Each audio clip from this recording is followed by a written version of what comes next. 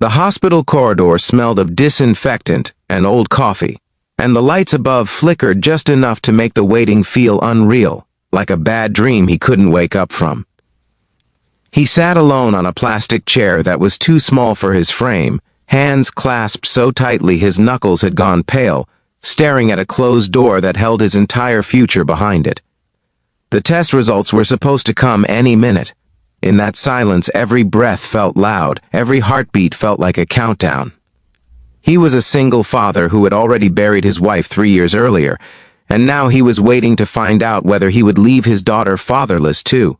He had never felt loneliness this sharp, this absolute, until 3 small shadows stepped into his life and asked him in the softest way possible to pretend he was their father. Before the story continues, take a moment right now, if you believe in kindness, in second chances, and in the quiet ways strangers can save one another. Please like this video, share it with someone who needs hope, leave a comment, and subscribe to the channel. Your support helps stories like this reach hearts that need them most. His name was Daniel, and he hadn't planned on being strong that morning. He had promised his 10-year-old daughter, Lily, that he would be brave, that he would smile and come home with good news, but he had lied with the best intentions. Lily was at school clutching the lucky bracelet her mother had once worn, believing her father was invincible because he had told her so. Daniel sat alone because he didn't want her to see the fear he couldn't control. Since his wife's death from a sudden illness, Daniel had learned how to pack away his grief and function. He worked long hours as a mechanic, burned dinners, forgot birthdays until the last second. But he showed up. He always showed up. Now, with the possibility of a diagnosis that could change everything, the weight of all the unfinished promises pressed down on him like gravity. The waiting area was nearly empty, the kind of emptiness that made time stretch. A vending machine hummed in the corner, and a television played muted daytime news no one watched. Daniel rubbed his face, exhausted not just from the tests, but from the years of holding himself together. He wondered how Lily would react if the results were bad. He wondered who would pack her lunches, who would sit in the front row at her school plays, who would tell her stories about her mother when Daniel's voice was no longer there to do it. The thought made his chest tighten, and for a moment he bent forward, elbows on his knees, breathing through the panic. That was when he noticed the girls. They were triplets, identical in the way only children can be, with matching coats a little too big for their thin shoulders and hair tied back with the same faded ribbons. They couldn't have been more than 6 years old. They hovered near the doorway, glancing at him and then at each other, whispering among themselves with the seriousness of people making a very important decision. Daniel assumed they were waiting for their mother or father, and he felt a strange ache at the sight of them. He looked away, not wanting to intrude on someone else's family moment, but they didn't sit. They didn't leave. Slowly, almost shyly, they approached him and climbed onto the chairs beside his without asking, as if they already belonged there.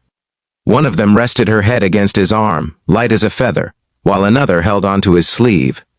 The third looked up at him with eyes far too knowing for her age. In a barely audible whisper, meant only for him, they asked him to pretend he was their father, just for a little while, because they were scared, and being alone felt too big. Daniel froze. His first instinct was confusion, followed quickly by concern. But before he could respond, he saw what they were trying to hide. Their small hands were shaking. Their eyes darted nervously toward the hallway. Whatever they were waiting for was frightening them, and somehow, instinctively, they had chosen him as safety. Without fully understanding why, Daniel nodded. He placed his arm around them, awkward at first, then more naturally, like muscle memory from a life he hadn't lived but somehow recognized. The change was immediate. The girls relaxed, leaning into him as if they had known him forever. One traced patterns on his jacket with her finger. Another swung her legs back and forth, bumping gently into his knee. Daniel felt something inside him crack open. For the first time that morning, his fear loosened its grip. In protecting them, even in pretense, his mind stepped away from his own terror. Minutes passed like that. Other people came and went. Nurses called names, doors opened and closed. A nurse smiled at the sight of them together, clearly assuming they were a family. Daniel almost corrected her, then didn't. The girl's warmth was grounding, anchoring him to the present. He found himself breathing more evenly, his thoughts slowing. He told them about Lily, about how she loved to draw and wanted to be a veterinarian, about how brave she was. The girls listened with rapt attention, as if these details mattered deeply. Eventually, their real situation surfaced. Their mother was in surgery alone because there was no one else, no father, no grandparents, just the four of them against something much bigger than they understood. Daniel felt a familiar pain in that confession. He knew that fear. He had lived in it since the day his wife collapsed in their kitchen and never woke up. He squeezed them closer, silently promising to be there until someone else could. When the nurse finally called Daniel's name, the sound felt like a verdict echoing down a courtroom. His body went cold. The girls looked up at him, eyes wide, their grip tightening as if letting go might make something terrible happen. He assured them he would be back, that pretending fathers always come back.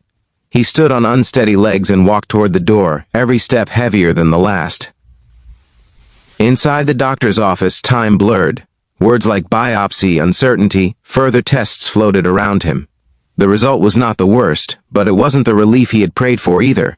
More waiting, more not knowing. He nodded, thanked the doctor, and walked back out, carrying a cautious, fragile hope that could shatter at any moment. The girls were exactly where he had left them. When they saw him, their faces lit up with relief so pure it hurt to look at. They crowded around him again, and Daniel felt tears burn behind his eyes. He realized then how much he needed this moment, how much he needed to feel useful, needed, chosen. Being a single dad had taught him to survive, but this reminded him why survival mattered. Hours later, their mother came out of surgery, exhausted but alive. The girls ran to her, joy exploding in the sterile hallway. She noticed Daniel standing back, suddenly unsure of his place. When she learned what he had done, how he had comforted her daughters when no one else could, her gratitude was overwhelming. It wasn't loud or dramatic. It was the kind that settles deep, the kind you carry forever. Before they left, the girls hugged him tightly, each one in turn, as if sealing something invisible but permanent.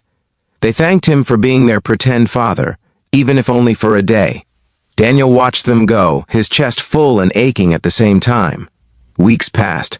Life returned to its routine, but something had shifted. Daniel found himself smiling more easily, listening more closely to Lily, holding her a little longer at night. The test results eventually improved. The future, while still uncertain, no longer felt like a tunnel with no light. One afternoon he received a letter. Inside was a drawing, a tall man with 3 little girls on one side and a girl with a bracelet on the other, all holding hands under a bright sun. The note thanked him for reminding them that family can appear when you least expect it.